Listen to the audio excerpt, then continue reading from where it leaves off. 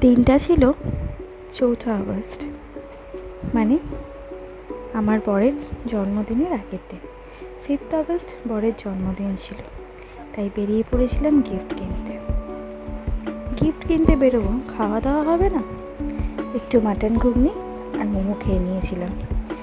তারপরে বাড়িতে এসে সুন্দর করে ঘরটা সাজানোর চেষ্টা করলাম, কিন্তু এই যে পঙ্গপালগুলোকে দেখছো, আমাকে যে কী অতিষ্ঠ করে বলে বোঝাতে পারবো না। তারপরে আসলো সেই মুহূর্তটা, 5th আগস্ট, মানে আমার বরের জন্মদিন। তোমরা আমার ব্লগে আমার বরকে অনেকবারই দেখেছো, ও কিন্তু খুব লাজুক, সহসা ক্যামেরার সামনে একদম আসতে চায় না। তাও ওকে বললাম যে ঠিক আছে, ভিডিও করব, আমি কিন্তু দেবো ভিডিও, সেটাতে রাজি হলো। এখন চলছে কেক কাটিং পর্ব।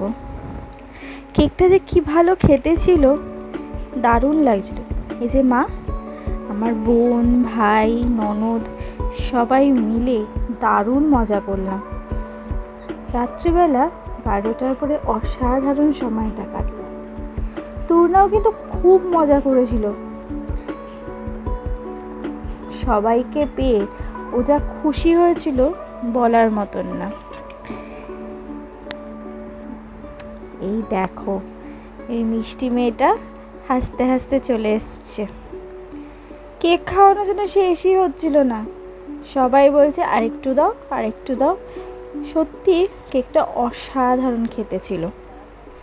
তোমরা আমার আগের ব্লগে দেখেছো হয়তো যে আমি ওকে নিয়ে জুডিওতে গেছিলাম গিফট কেনার জন্য, তো সেখান থেকে তো পাইনি। তারপরে স্মার্ট বাজার থেকে 2টো টি-শার্ট কিনলাম, এই ফটো ফ্রেমটা বাঁধালাম আর এই ব্যাগটা কিনে দিলাম। কেমন হয়েছে জানিও তো কমেন্ট করে। আমার বরমশাইয়ের তো খুব পছন্দ হয়েছে। এই যে একটা টি-শার্ট, আর একটা টি-শার্ট কিন্তু অলরেডি পরা হয়ে গেছে। আর এই যে ছোট্ট জামাটা দেখছো, এটা আমার তুর্নার, ছোট্ট তুর্নার। তারপরে শুরু হয়েছিল নাচ।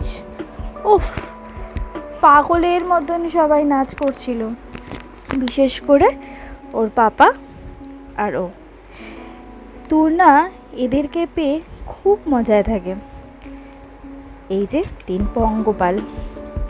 আজকের মতন ব্লগটা তাহলে এখানেই শেষ করি। সবাই ভালো থেকো, সুস্থ থেকো।